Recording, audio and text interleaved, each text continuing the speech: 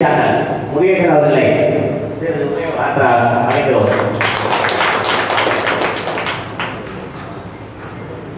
இங்கே கூடியிருக்கிற அனைத்து உறவுகளுக்கும் வணக்கம்.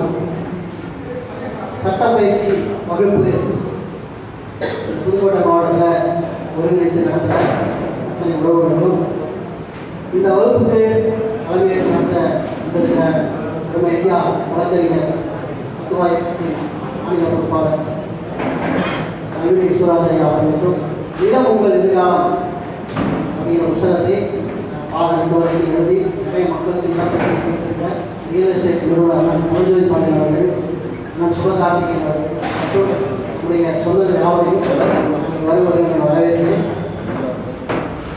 2 விஷயம்தான். ஒன்று, இந்த சமுதாயத்தின் தேவை. 2, நம்முடைய தேவை. இந்த சமுதாயத்தின் தேவையை நம்முடைய தேவையும் சேர்த்தாகணும். ஆனால் பெரும்பகுதியாக நாம் எதற்காக முயற்சிப்போம் அப்படின்னா, நம்முடைய தேவையை நிவர்த்தி செய்வதற்காக பார்த்தீங்கன்னா அதிகமாக முயற்சிப்போம். அந்த நோக்கத்துக்கு தான் என்னுடைய யூடியூப் சேனல்லாம் பார்க்கப்படுது அப்படிங்கிறது தான் நான் பார்த்த ஒரு விஷயம் கூட. கிட்டத்தட்ட ஒரு வீடியோ வெளியிடுறோம் அப்படின்னா, அந்த வீடியோவோட கிட்டத்தட்ட ஒரு 5000 வியூஸ் பார்க்குறாங்க, அது 100 கமெண்ட்ஸ் வருது அப்படின்னா, அந்த 100 கமெண்ட்ஸில் ஒரு 5 கமெண்ட்ஸோ 4 கமெண்ட்ஸோ தான் பொதுநலம் சார்ந்த கேள்விகளாக இருக்கும். பாக்கி எல்லாமே நம்முடைய சுய தேவைகள் சம்பந்தமான கேள்விகளை தான் இருக்கும். அதனால தான் நான் சொல்றேன், நம்முடைய சுய தேவைகளுக்காக தான் அதிகமாக நாம் நிறைய விஷயங்களை தேட ஆரம்பிக்கிறோம். நம்முடைய இந்திய நாட்டினோட முக்கியமான அம்சம் அப்படின்னு பார்த்தீங்கன்னா, நம்மளை யார் ஆட்சி செய்வது அப்படின்னு கேட்டால் நம்ம சொல்லுவோம், மத்தியில் நரேந்திர மோடி அவர்களும் மாநிலத்தில் சிஎம்ஆர் மு.க. ஸ்டாலின் அவர்கள் தான் நம்மளை ஆட்சி செய்கிறாங்க அப்படின்னு நம்ம சொல்லுவோம். பொதுவாகவே நம்மளை ஆட்சி செய்யறது அப்படின்னு பார்த்தீங்கன்னா சட்டங்கள் தான். அது இருக்க எல்லாருக்குமே தெரியணும் அப்படிங்கிறதுக்காண்டி தான் இது போன்ற விழிப்புணர்வு வகுப்புகளை அந்தந்த மாவட்டங்களில் உறவு ரொம்ப கஷ்டப்பட்டு சிரமப்பட்டு மழை காலங்களில் கூட இதை தொடர்ந்து நடத்தணும் அப்படின்னு முயற்சி பண்ணியிருக்காங்க.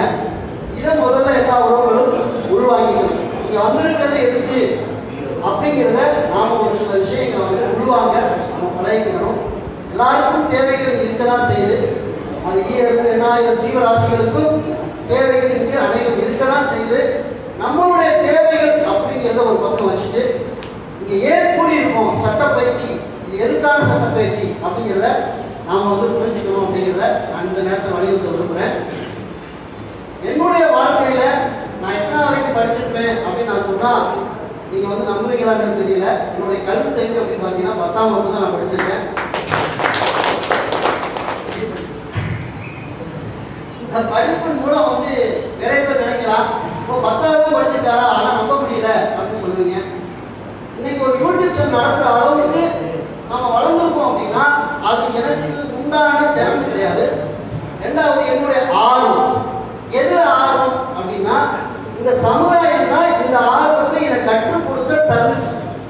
நானா இதை தேடி போய் கற்றுக்கல. அப்படி எல்லாருமே நம்ம கற்றுக்கொள்ள தான் இங்கே வந்துருக்கோம்.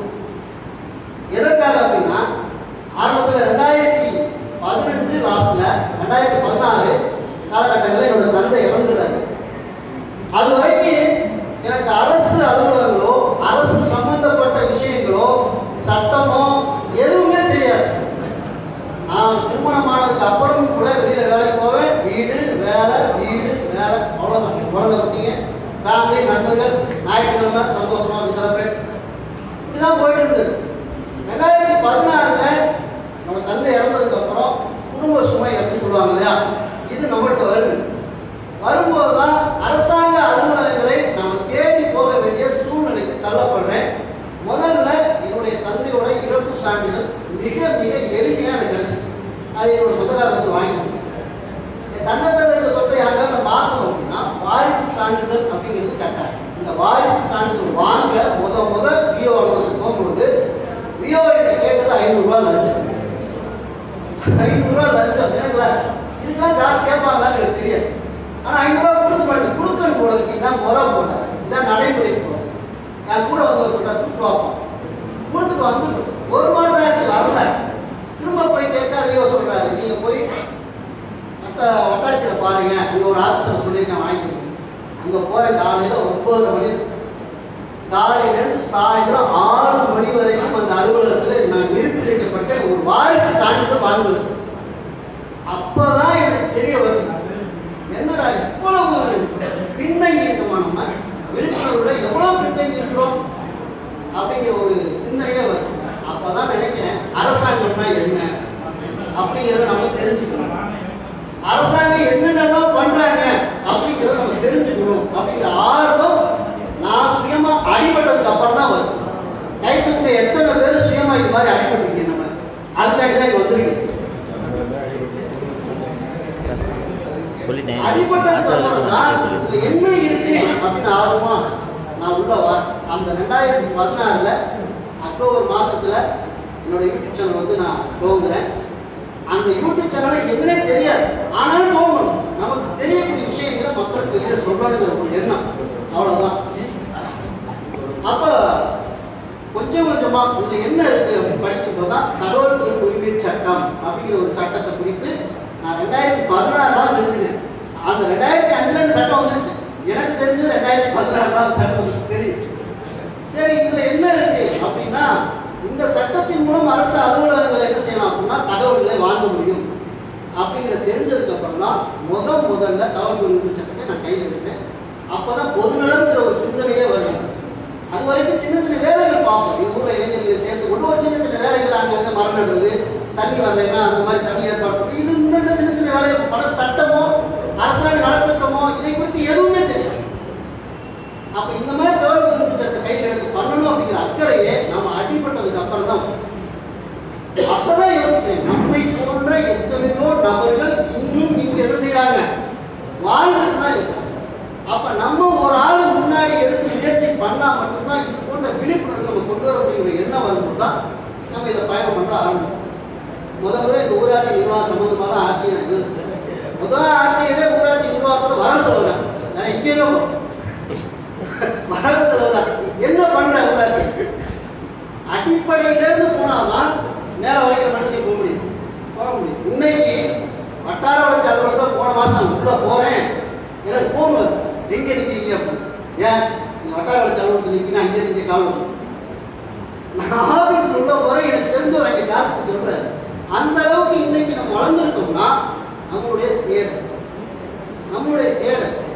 நான் எல்லா உறவுகளுக்கும் சொல்லக்கூடிய ஒரே ஒரு விஷயம் என்னன்னா, சட்ட வகுப்பு இது போல நடக்கும்போது இந்த சட்ட வகுப்புல என்ன சொல்றாங்க, சட்டம் படித்தவர்கள், சட்டத்தை குறித்த அனுபவம் பெற்றவர்கள் என்ன சொல்றாங்கிறத நீங்க முதல்ல உருவாகும்.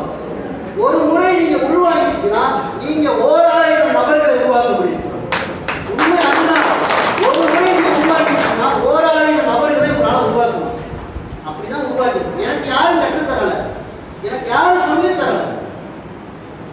அப்ப கூகுள்னு ஒரு நண்பர் எனக்கு இன்னைக்கு வரைக்கும் இருக்காரு, அன்னைக்கு இருந்தார். அதுலதான் போய் முதல்ல ஆங்கில தேடி அதுல இருந்து எடுக்கும்போது முதல்ல ஆங்கில வீடியோக்கள் எனக்கு கிடைச்சது. நம்மளுக்கு தமிழே தத்தா புத்தாங்க, இது ஆங்கிலம் இருக்கு. இருந்தாலும் ஆங்கிலம் படிக்கணும். என்னோட அண்ணன் பையனோட கூட வச்சு அதை மொழிபெயர்த்து படிச்சேன்.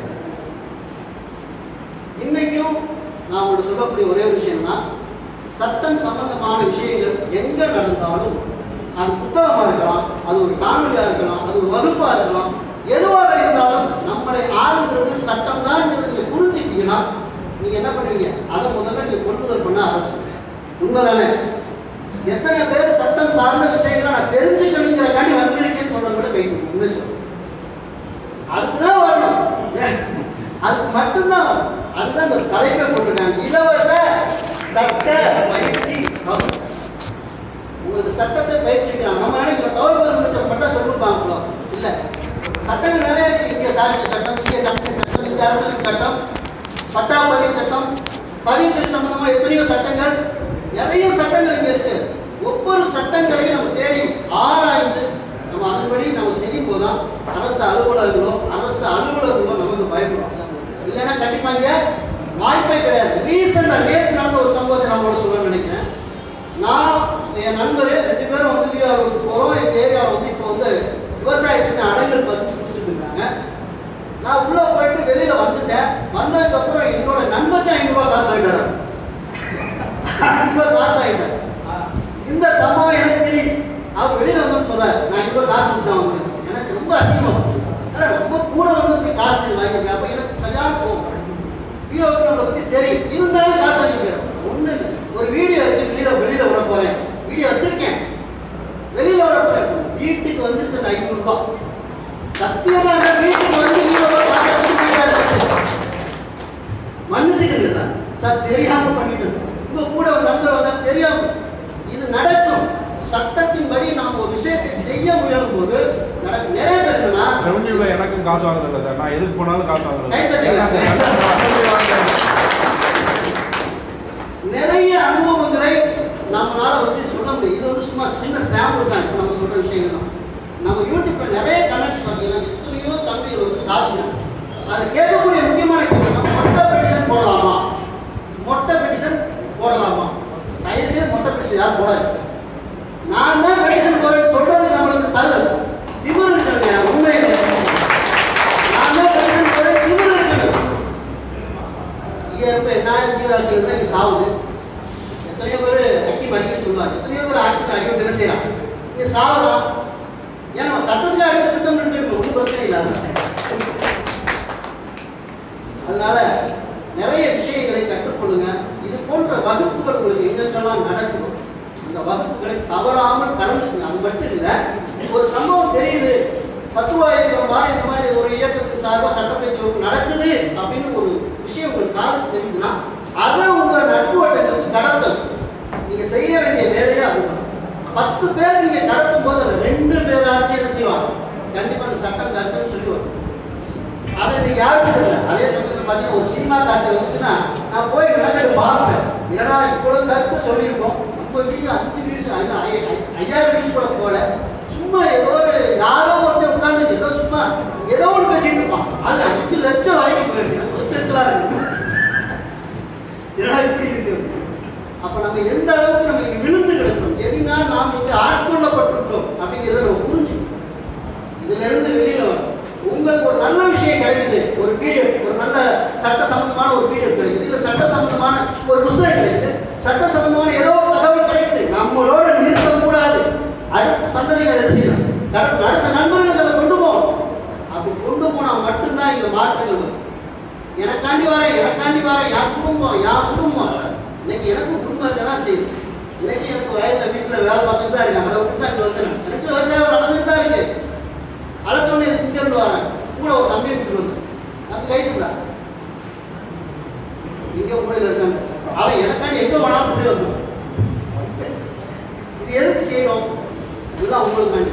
இப்ப நாங்களும் குடும்பம் ரெண்டு சுயமாவே இருந்துட்டோம் அப்படின்னா உங்களுக்கான பயிற்சியை, உங்களுக்கான விஷயங்களை சொல்லிக் கொடுக்குற யாரு? அப்ப நீங்களும் அதுவாக மாறும். அதான் என்னோட ஆசை. நீங்களும் எங்களை போல மாறும். அதுக்காண்டி மட்டும்தான் அது வருது. இவ்வளவு நேரம் பேசுறதுக்கு வாய்ப்பு கொடுத்த நம்முடைய உறவுகளுக்கு மனமார்ந்த நன்றிகள். மீண்டும் இன்னொரு நிகழ்ச்சியில் உங்களை சந்திப்போம்.